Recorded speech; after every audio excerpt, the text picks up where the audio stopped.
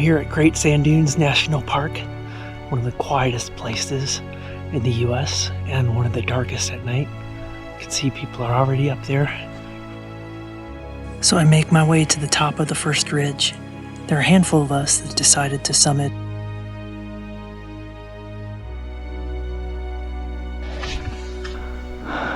As I continue on, my heart is pounding so hard. I can't see yet what's beyond the first ridge.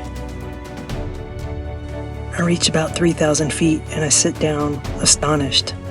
In the distance, there's a summit so far away, 8,300 feet high, and a man standing alone at the top. He's as small as an ant to my eye, and I wonder what he sees. I realize this is only going to be painful if my mind makes it so. So I take a deep breath and continue, step by step, toward the summit.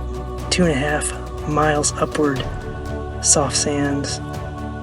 And there's that man, still standing there. At the top, I see what has him so enchanted. Miles of mountains of sand, catching the shadows of the rising sun. In the background, mountains of over 13,000 feet. This vast, mesmerizing landscape.